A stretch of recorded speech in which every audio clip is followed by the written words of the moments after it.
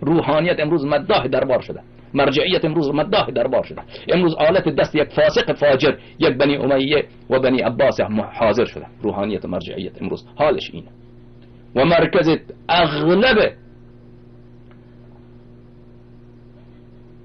گمراهی ها و جهالت های شیعه و بیدینی شیعه علمای شیعه شدند، مراجع شیعه شدند. من تنها از طلاب و اینا و طلاب که طرف زده از اونا گلایه ندارم، از اونا گلایه ای نیست. علمای شیعه، علمای سنتی که خودشان را سنتی میدارن در این مسئله خیلی مسئولیت دارن، خیلی زیاد مسئولیت دارن. اون قدر که این آقایون مصلحت بیت خود، مصلحت مرجعیت خود را می اندیشن، 100 آیا به فکر ولایت امیر المؤمنین علیه الصلاة و السلام و ولایت ائمه اطهار علیهم الصلاة و السلام هستن؟ کلا و ابدا نیستن، کلا و ابدا نیستن.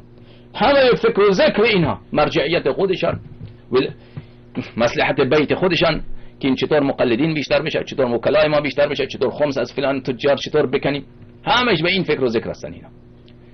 فسقه فجره. خدا از شما بازخواست بکنه، خدا از شما بازخواست بکنه. و الحمدلله رب العالمین، الحمدلله رب العالمین که خدا به ما نشان داد که اگر امام زمان علیه الصلاة و السلام بیاد از دم شما را اعدام بکند، شما را سرتان را از بدن جدا بکند، از یک سر، الحمدلله خدا برای ما ثابت کرد که عین حق خواهد بود.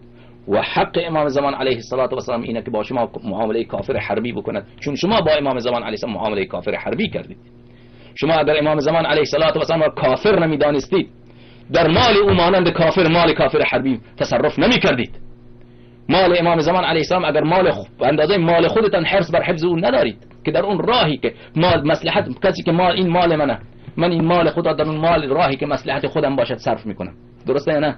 شما مال امام زمان علیه الصلاة و السلام را مثل مال کافر حربی که در اون راهی که مخالف امام زمان علیه السلام اغلب اون را مصرف میکنید.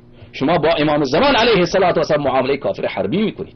لذا حق دارد امام عصر علیه الصلاة و السلام وقتی که ظهور بکند، چه در قم چه در نجف اشرف، با شما همان معامله را بکند، همونطوری که در احادیث و روایات آمده.